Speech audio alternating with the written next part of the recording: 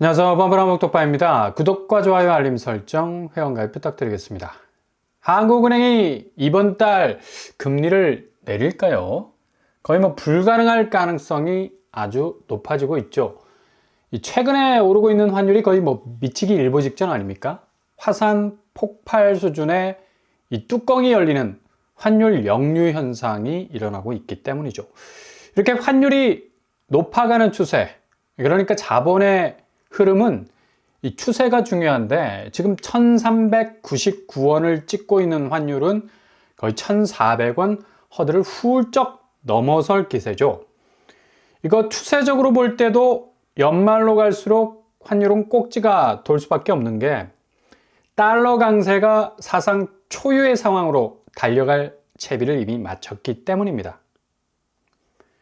새로운 한 주가 시작되는 11월 셋째 주는 거의 미국 국채가 기록적인 상승세를 보일 것이 확실하기 때문인데, 이 10년물은 4.5% 선을 훌쩍 점프할 것으로 보이고요. 지난주 미국 증시도 S&P 500은 5,700선만 돼도 선방했다는 평가를 받는데, 이것마저도 뛰어넘었고요. 5,900선에 이르는 거침없는 행보를 보여왔는데, 다음 주는 상대적으로 보합으로 머물 가능성이 높은 대신 국채가 다시 바통을 이어받아서 무한 질주, 달러 강세의 펌프질을 마구마구 해댈 것으로 보인다는 얘기죠. 이렇게 달러 초강세의 분위기는 당연히 한국 원화 가치를 내리찍는, 무슨 벌목 수준이야? 도끼로 내리 찍어버리면 속절없이 쓰러지는 나무들처럼 넘어지기 시작하는 환율, 이 폭등 장세는 다음 주 엄청난 속도로 진행이 될 것으로 보입니다.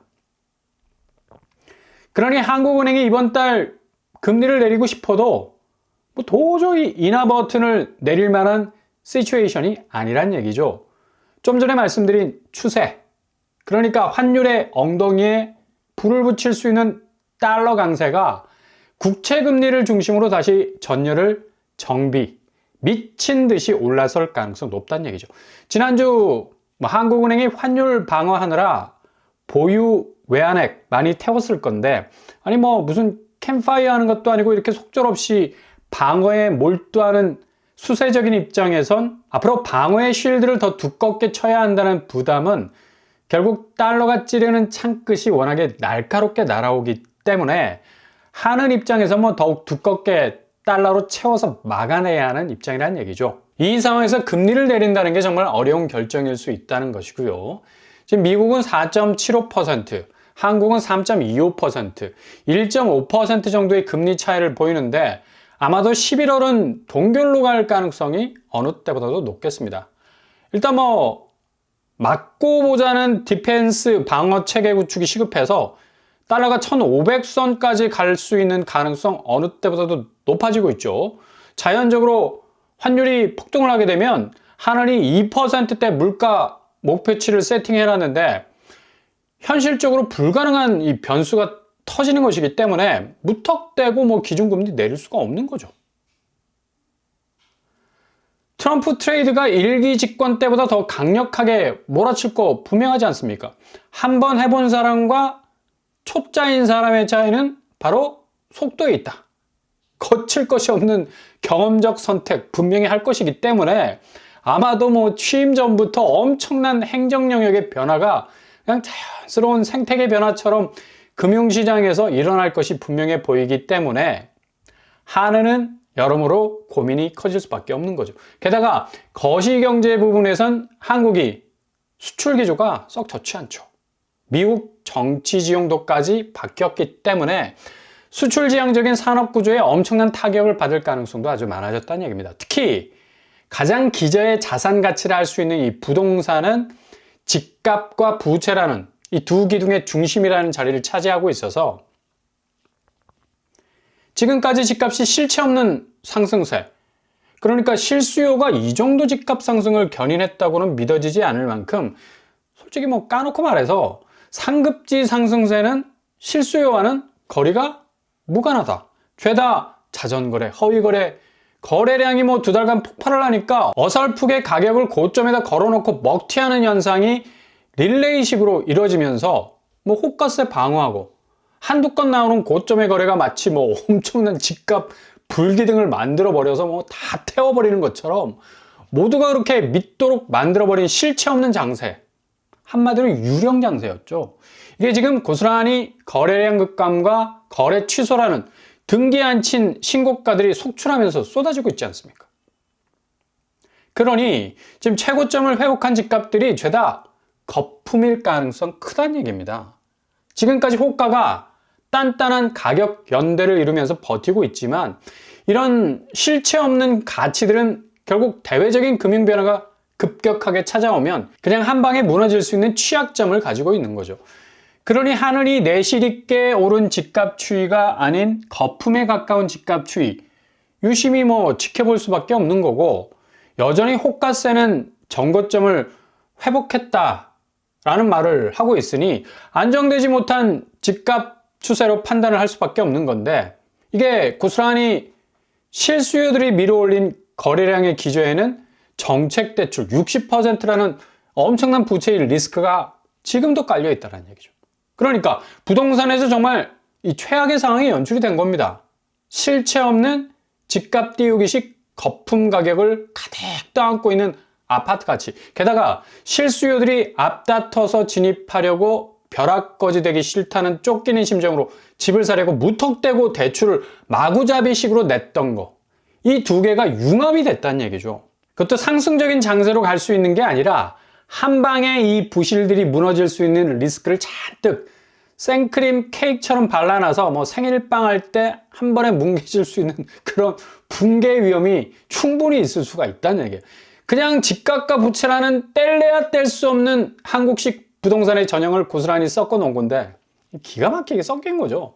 중앙은행이 이런 리스크를 외면하기에는 지금 미국발 리스크가 너무 크기 때문에 섣불리 기준금리 내렸다가는 기본적으로 환율이 밀어올리는 물가지표를 찾기는커녕 허망하게 놓칠 가능성 높아지고, 동시에 집값과 부채 문제까지도 뭐 자극하게 되는 뭐 온 사방 극도의 혼란 모드로 갈 수 있는 상황이 벌어질 수가 있다는 얘기입니다. 11월 기준금리 인하는 바로 간망세로 돌아설 가능성이 어느 때보다도 높다는 얘기죠. 이런 이유 때문에 상당히 어려운 진통이 예상이 되고, 무엇보다도 한국 경제 전반에 암운이 서서히 드리워지고 있는 형국이라서 거시경제 전망이 그래도 좋은 미국 따라가다가는 정말 금리 가랑이가 찢어질 수도 있는, 스스로 위험을 자초할 수 있는 선택지를 정할 수밖에 없는 그런 상황이 올 수도 있어요. 상황이 이렇게 전개가 되다 보니까 시중은행 금리는 지금 기준금리와 거꾸로 가고 있는 추세죠.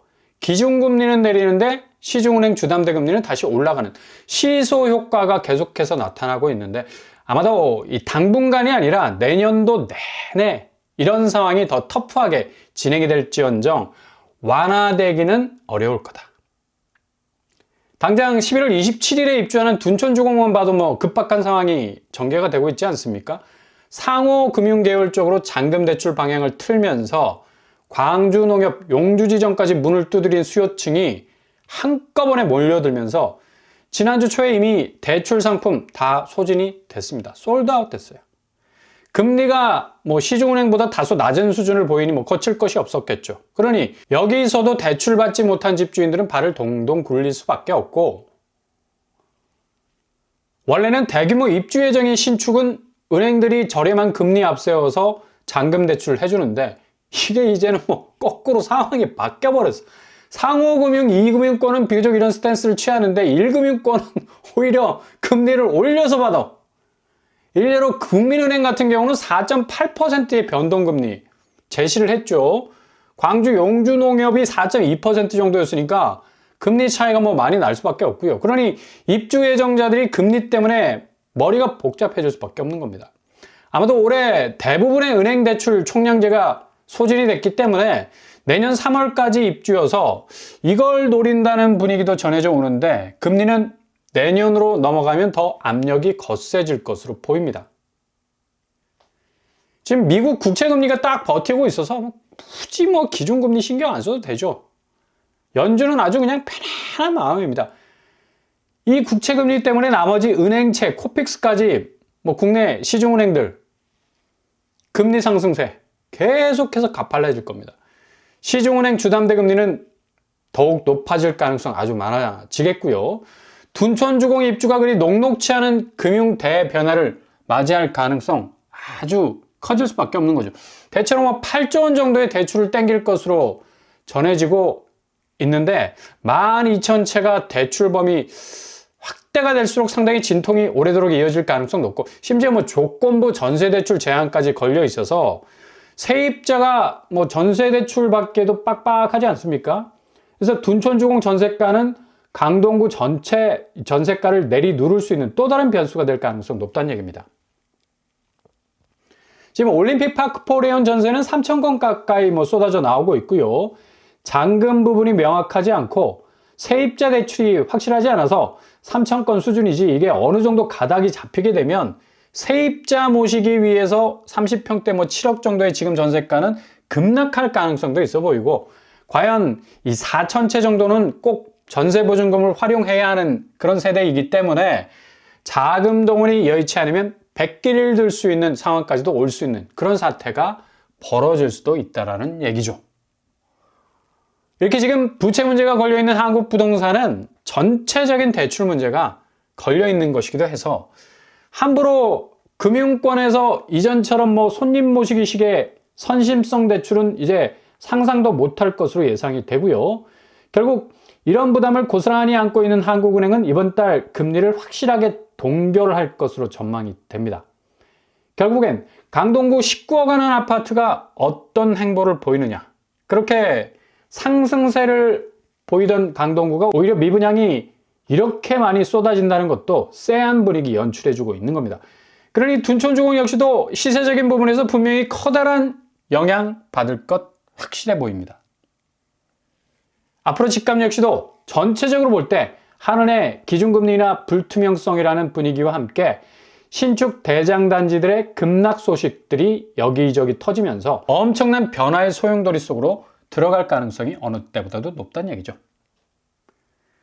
이럴 때일수록 은행만 개꿀이죠. 예금금리 낮추고 대출금리 올리는 예대마진 폭이 넓어져서 역대급 성과급 잔치가 예상이 되기도 한다는 소식이 나오는데 여하튼 무리한 대출은 은행에 호구 멱살 잡힐 수도 있는 일이 생길 수가 있으니까 정말 조심하셔야 되고 감당 안 되는 대출은 피하셔야 됩니다. 결국 죄주는 누가 부리고 돈은 누가 벌게 할 수는 없지 않습니까? 그러니 타이밍 잘 보시면서 절대 서두르지 마십시오. 차라리 아무것도 안 하는 것이 손실을 줄일 수 있는 방법이 될 수도 있겠습니다.